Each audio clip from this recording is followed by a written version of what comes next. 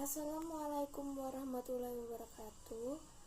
Saya perwakilan dari kelompok 10 akan menjelaskan materi tentang gadai.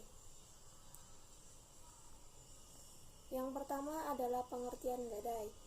Pengertian gadai berasal dari kata pan dari bahasa Belanda atau kletge atau pound dari bahasa Inggris.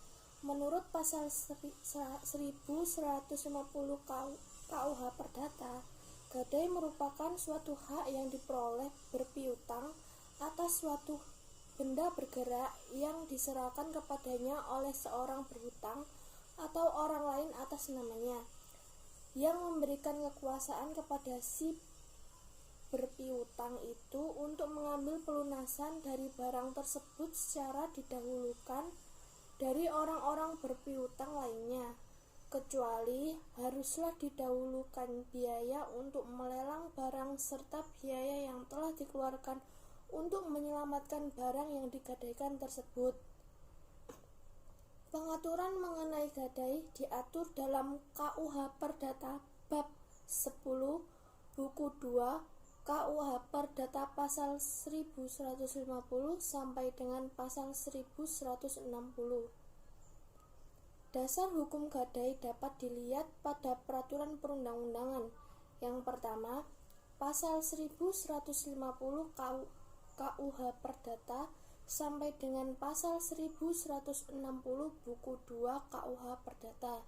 Yang kedua, peraturan pemerintah nomor 7 tahun 1969 dengan perusahaan jawatan penggadaian. Yang ketiga, peraturan pemerintah nomor 10 tahun 1970 tentang perubahan peraturan pemerintah nomor 7 tahun 1969 tentang perusahaan jawatan penggadaian.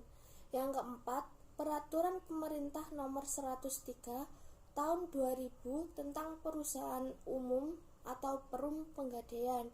Yang kelima, peraturan pemerintah nomor 51 tahun 2011 tentang perusahaan persero.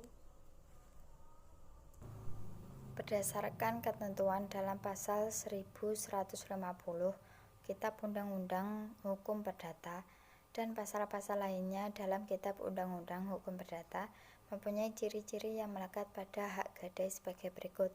Yang pertama, objek atau barang-barang gadai kebendaan yang bergerak.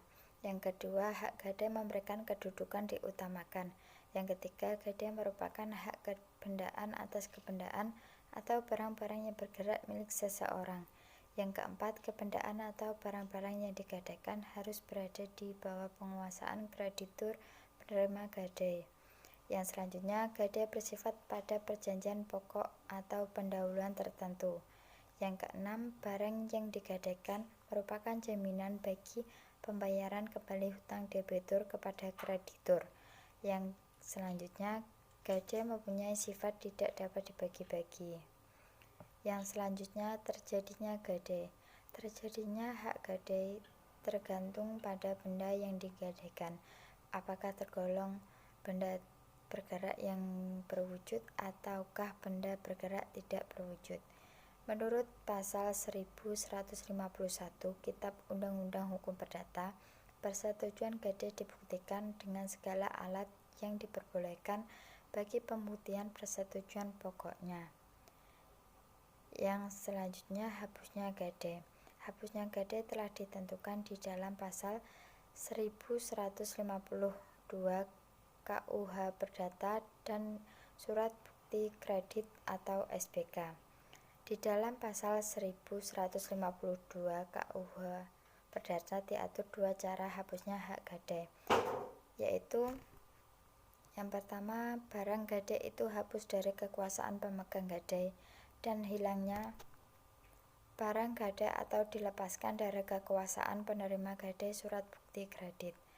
Sekian presentasi dari kami. Wassalamualaikum warahmatullahi wabarakatuh.